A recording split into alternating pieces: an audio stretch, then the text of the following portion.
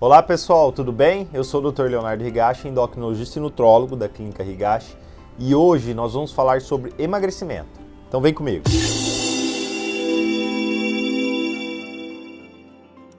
Uma das perguntas que mais recebo no meu dia a dia é: doutor, como faço para emagrecer? Eu tenho muita dificuldade, já tentei de tudo.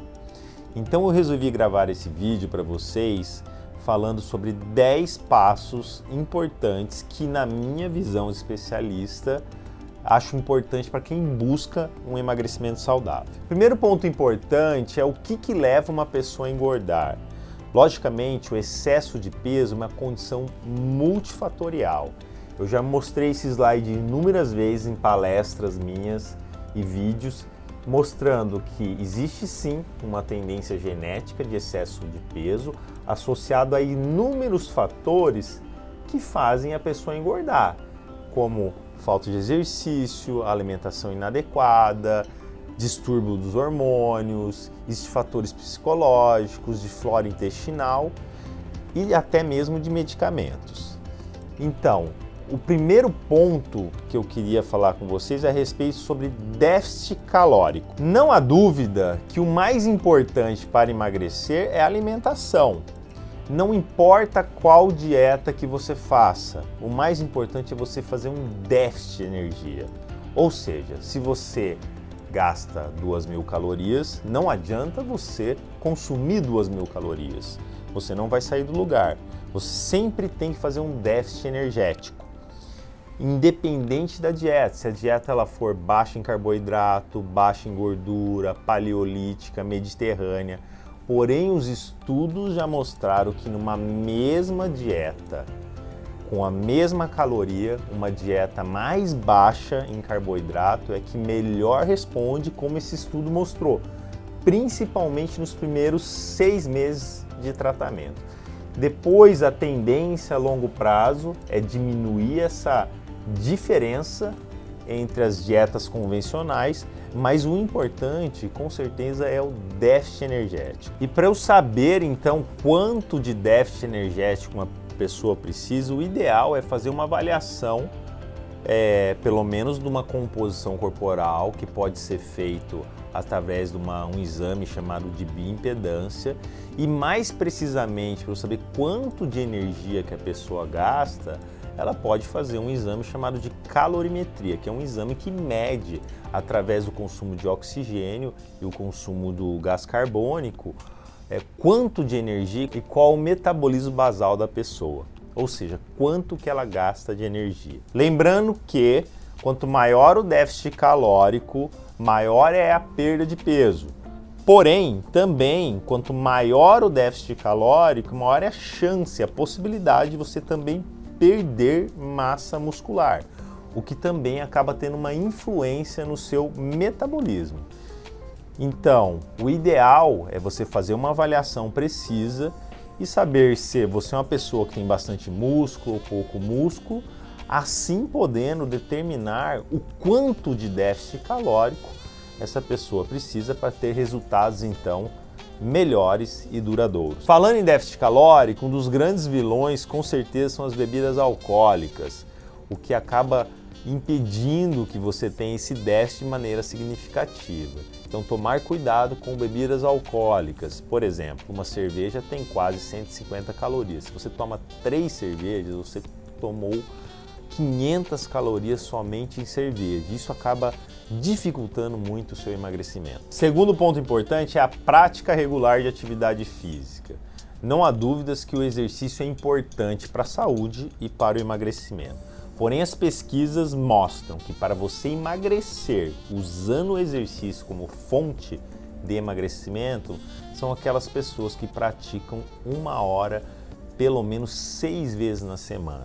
Agora, se você tem pouco tempo de realizar atividade física, vocês têm que aprender a treinar de maneira intensa, né? Os estudos mostram que um treino HIIT, que é o High Intense Interval Training, você consegue a mesma efetividade de emagrecimento que o treino moderado com 40% de tempo menor, que é uma saída para aquelas pessoas que não têm muito tempo para fazer atividade física e assim também obtendo bons resultados. Outra estratégia interessante para otimizar o exercício como forma de emagrecimento é praticar o exercício em jejum.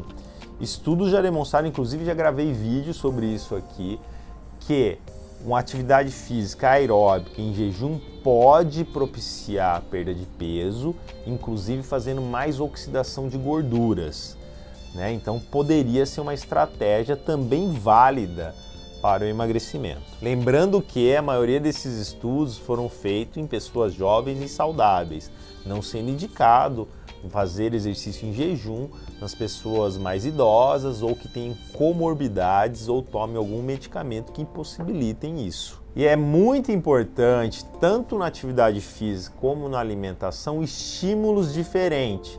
Lembrando que nosso corpo se adapta muito fácil a qualquer tipo de atividade física, a uma alimentação. Então, estímulos diferentes sempre vão gerar mais resultados. Terceiro ponto, vamos falar sobre equilíbrio hormonal. Não há dúvidas que os hormônios são fundamentais para o emagrecimento. A grande maioria das pessoas que estão acima do peso estão com uma coisa que a gente chama de resistência insulínica. Insulina é o hormônio que é liberado com a alimentação, principalmente carboidrato, que bota a glicose para dentro da célula. O problema é que uma vez que a pessoa engorda, principalmente na região abdominal, essa insulina começa a não trabalhar direito. E aí cada vez que ela come, ela tem que liberar mais insulina para botar a glicose para dentro da célula. E nós temos duas vias metabólicas de ação da insulina, uma da KT-PI3 quinase que bota a glicose dentro da célula, essa via fica resistente, e a via da MAP, que é uma via anabólica, que nunca fica resistente. Então, a resistência insulínica cada vez gera uma hiperativação da via anabólica, gerando mais acúmulo de células de gordura. E para o emagrecimento é importantíssimo tratar a resistência insulínica, seja diminuindo o estímulo alimentar da insulina, como por exemplo a redução do carboidrato, fazendo atividade física. Também o jejum intermitente pode ser uma estratégia interessante e até mesmo medicamentos quando bem indicado. Outros hormônios fundamentais para emagrecer são os esteroides sexuais. Eu já mostrei para vocês aqui que a menopausa faz acumular mais células de gordura, principalmente na região abdominal. E infelizmente, como mostra esse estudo, quando a mulher entra na menopausa, ela pode diminuir até 30% o gasto energético e 32% a oxidação de gordura. E a reposição hormonal feminina pode ajudar a minimizar esse processo de diminuição de gasto energético e de acúmulo de gordura também. E nos homens, a mesma coisa, a deficiência de testosterona gera mais resistência insulínica, gera mais síndrome metabólica, e a própria resistência insulínica pode gerar deficiência de testosterona, gerando uma via de mão dupla de um ciclo vicioso da pior. E você fazer uma reposição também pode ajudar no processo de emagrecimento. Outro hormônio fundamental para emagrecimento são os hormônios tiroidianos. Estima-se que 30% de todo o seu metabolismo, todo o seu gasto energético seja dependente do hormônio tiroidiano. E pequenas alterações podem já ter uma influência no peso e no metabolismo. Então é fundamental que esse hormônio também esteja equilibrado. Quarto ponto importante é saúde intestinal. Já há alguns anos, estudos demonstram que a flora intestinal, a saúde intestinal está envolvida com o aumento de peso. O que acontece quando você tem um intestino que não está saudável? Você tem um aumento da permeabilidade intestinal e absorção de coisas indesejáveis, como por exemplo LPS, e isso vai gerar uma inflamação, resistência insulínica e maior acúmulo de célula de gordura, e também uma desregulação do apetite e da saciedade. Então, cuidar da saúde intestinal é fundamental para o emagrecimento. E a coisa mais importante para você cuidar do seu intestino é ter uma alimentação mais natural possível, consumindo muito vegetais, legumes e verduras. Pelo menos 6 a 9 porções por dia de vegetais, legumes e verduras e frutas. Aliás, esta é a regra número 1 de uma alimentação saudável. Logicamente que existem suplementos que também podem te ajudar a ter um intestino mais saudável, que vai desde enzimas digestivas, probióticos, aminoácidos como a glutamina, mas nada disso vai adiantar se você não tiver uma alimentação saudável. Quinto ponto é sono de qualidade. Não há dúvidas que você ter um sono de qualidade ajuda tanto na sua saúde como também no emagrecimento. Estudos mostram que você ter menos de 6 horas de sono por dia faz você piorar a sensibilidade à insulina, aumentando a secreção de grelina, que é um hormônio que aumenta o apetite, diminuindo a sensibilidade à leptina, que é o hormônio que inibe o apetite, além de diminuir a capacidade de atividade física, fazendo uma diminuição do seu metabolismo e aumento do peso e aumento do risco de diabetes e doenças metabólicas. Eu recomendo que vocês tenham pelo menos 7 horas de sono por dia, de uma maneira sincronizada, ou seja, o sono tem que ser durante a noite e não durante o dia. Sexto ponto importante é jantar cedo e ter todos os dias de 12 até 14 horas de jejum. Eu já demonstrei para vocês no vídeo anterior que teve um estudo que comparou 2 grupos com a mesma dieta, com a mesma atividade física. A única diferença era o horário de jantar. Aqueles que jantavam cedo, por volta das 7 horas, em comparação com aqueles que jantavam tarde, por volta das 10h30, emagreciam mais, em torno de 30% a mais, com a mesma dieta e com a mesma recomendação de atividade física. Então, jantar cedo e, obviamente, não comer mais nada depois, respeitando aí um período de 12 horas de jejum.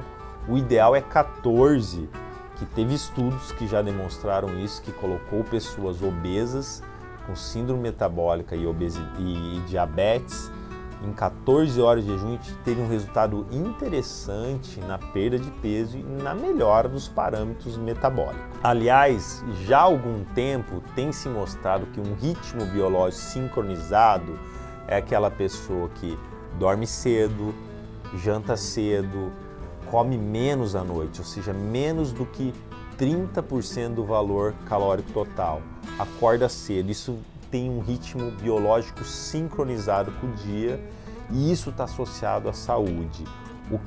O inverso está associado a doenças metabólicas, inclusive obesidade. Sétimo ponto importante é controle da compulsão e do estresse. Muitas pessoas são viciadas em açúcar.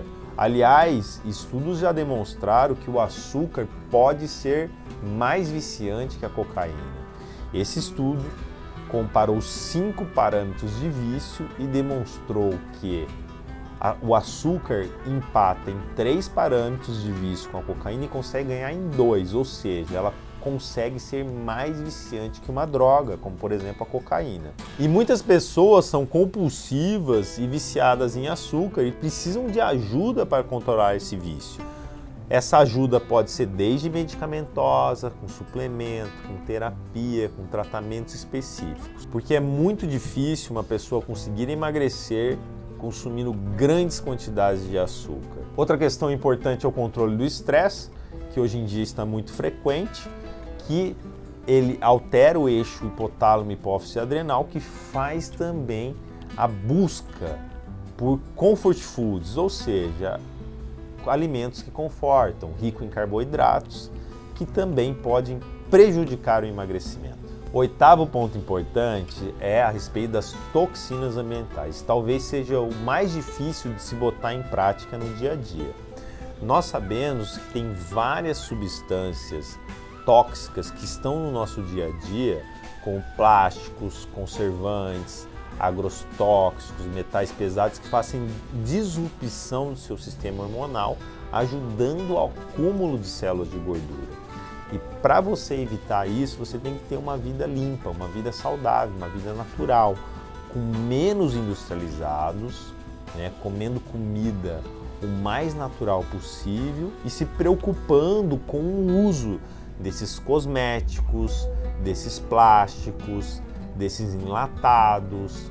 Ou seja, não é uma tarefa muito fácil, mas eu recomendo que vocês comecem a prestar mais atenção nisso, porque isso, além de ser importante, não só por emagrecimento, é importante para a saúde. O nono ponto importante é de medicamentos.